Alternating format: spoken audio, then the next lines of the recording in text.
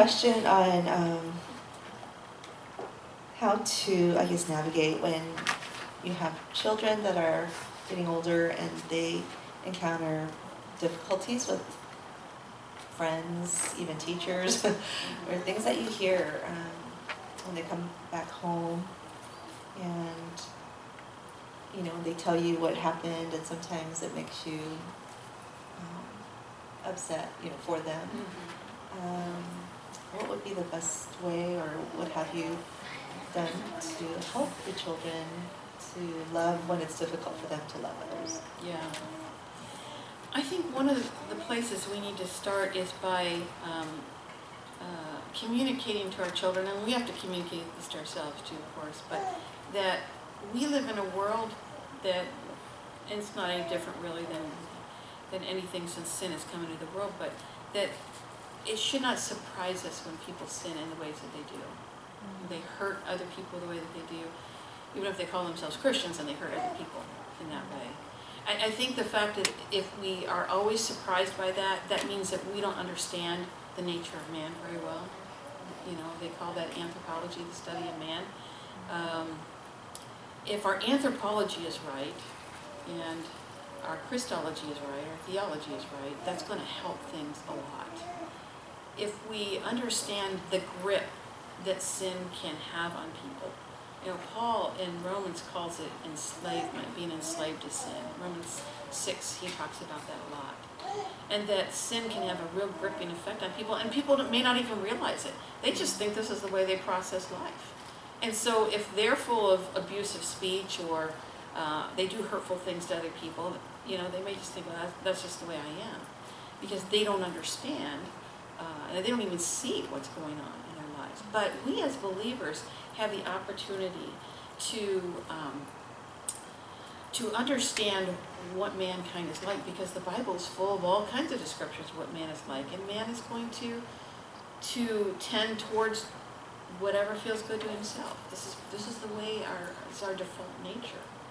And thankfully, the Holy Spirit of God is changing us, but we're not all completely changed. So some of those difficulties are going to come even from Christian people. And sometimes those are the most hurtful ones, right? Because you kind of expect a little bit better. But that word is really key, and that's expect. What kind of expectation do we have? Do we have such a high expectation of someone else that we think that we should always receive, the best from them? How are we going to handle it when we don't? We're going to go into Scripture, and we're going to see, number one, the way that God pursues us in love, even when people, rebel against Him. Why would we ever rebel against God? He loves us, and He created us, He made us, He's our master, but we do. And what does He do? He continues to pursue. And so when my kids were going through some of that when they were growing up, one of the things we tried to teach them was, when something like that happens, to try to return a blessing to that person. To try to return a blessing. It comes out of 1 Peter 3, I think verse 7 and maybe 8 and 9, where it talks about that. Don't be overcome with evil, but bless those who curse you, and that type of thing. So we even had an illustration of that when our oldest daughter was in the 5th grade, and this girl at school would pick on her all the time.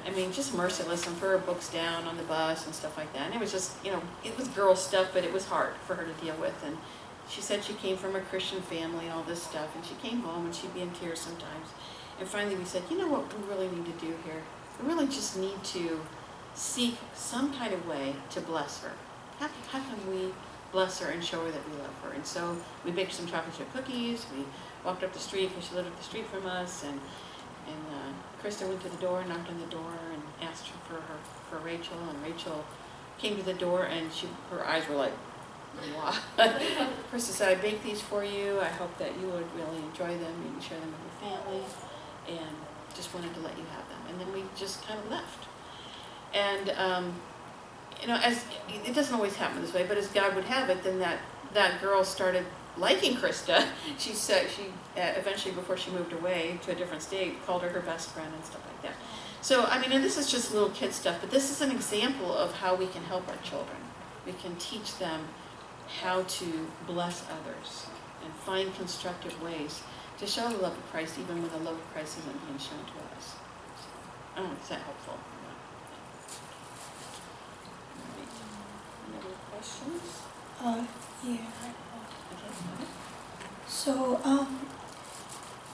how would you go about when trying to help someone,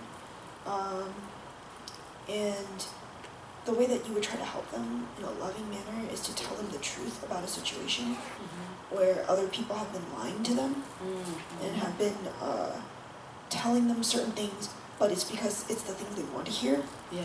And then when you're trying to be loving by telling them the truth about something that might not necessarily be something they do want to hear, and how would you be able to go about that in a way that would be able to reach them better, Yeah. I guess, because the way that they would take it is that even though you are telling them the truth,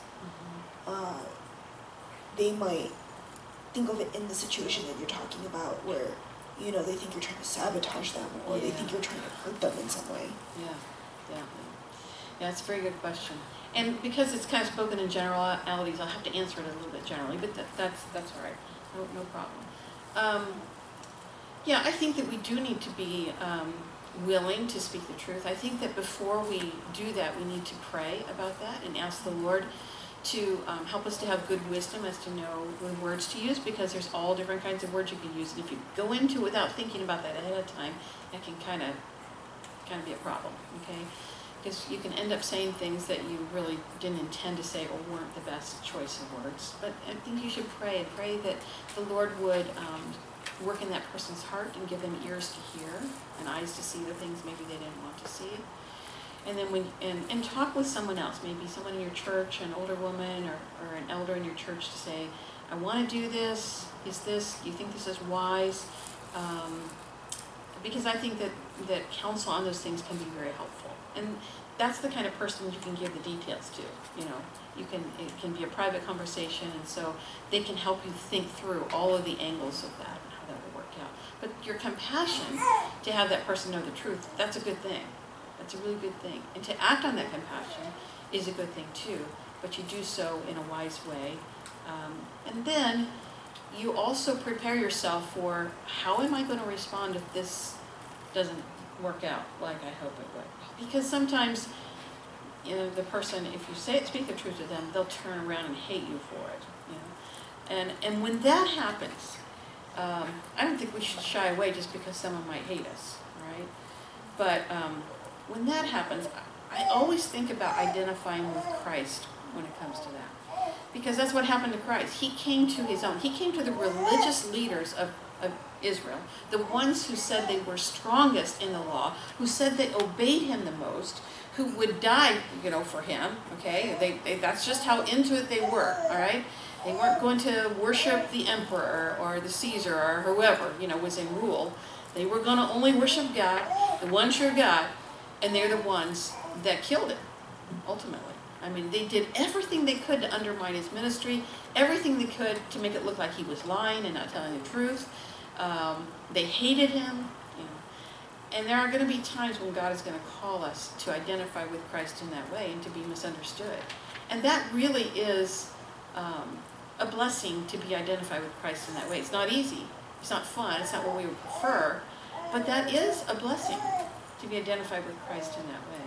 And so your expectations going into this have to be realistic, right? You can pray like the Dickens that God will, you know, the Spirit of God will really work in this and help this person to see the truth and begin to live by the truth and not be listening to people who are actually just telling them what they want to hear, which really isn't the truth. You can pray all that, but if it doesn't happen, be realistic enough to realize that, hey, it may not be just this conversation that this person turns around with. Maybe God will use this down the line, and maybe she will, or he, whatever, will hate me or despise me or whatever. But the truth of the matter is that if no one else is telling the truth, and if God so leads me through counsel that I get on this, to go ahead and do this, then I'm just going to do this and let happen what happens, what God determines is going to happen. So it's a good thing to want to speak the truth in love. It is. But it doesn't always turn out the way we hope it will. And that's, we have to be realistic about that. So. Any other questions? Microphone, back to the back. This will probably be our last because it's getting after 3. Okay. Okay, try to. It's on. I'm just bringing it up. Okay, let's see if I can ask it so it makes sense. So I guess in the context of like with non-believers / like coworkers, so this application is kind of in context of like friends and I guess like enemies too. But like, what if people who is neither your enemy or your friend, like they're just kind of like acquaintance coworkers, and I guess specifically in like obviously like, personally we need to love other people even if we're not really friends with them. But like, what if in the context of like work performance wise, like you could help them, but then it's not really your responsibility to help them. And if they're just not that great at their job, you could help them, but you don't need to help them. Like, where is that line of like you could go out of your way to help them, but then like you don't really do it all the time? But should I be doing it all the time? Like seeking the best for the person, but like, yeah, I don't know. I don't know if that makes sense. I think it does. Yeah. First of all, I think you need to be sure that you know what your supervisor wants you to do. Okay, if your supervisor is all for you, come alongside and helping them, to do better, then that's fine. If they're not, then obviously you're kind of restricted in that because your first responsibility is to the person who hired you and that you're working for. Okay, but say that's all cool, that the supervisor is fine with that. I think that you need to recognize that showing a humble, sacrificial spirit is going to be the thing that's going to show them the spirit of Christ. The fact that you don't love yourself and want to advance yourself, but you're willing to advance someone else, shows that you're a person of real integrity because you're not controlled by self. You're not controlled by selfish ambition. It doesn't matter if you're in a secular environment or a Christian environment. We have to be the same people in both environments. Otherwise, we have to question whether our Christianity is really real or not. Because God should so change us so that we are constantly putting off selfishness or selfish ambition or whatever, that we begin to automatically prefer the other person, even if they're not a Christian, to see that they are advanced, rather than us. Not that we wouldn't take normal steps for our advancement on our own, because we have to supply for our families or whatever we have to do. But if you have a spirit towards that of helping others and serving others, that just becomes who we are. And we let God use that however He's going to use that. Sometimes He'll use that so then the next time something bad happens in that person's life that you did that for, you're the person they want to go to and say, you know what? My mom just said the worst thing to me on the phone, and I don't even know how to think about that. Don't you think she's going to want to talk with you about that as opposed maybe to another coworker that constantly has abusive speech out of their mouth and whatever, how the world is and stuff. So you be who you are as a believer in all contexts. See how God's going to use that, and sometimes it may open up an opportunity for the gospel. So that's how I would encourage you in that way. All right.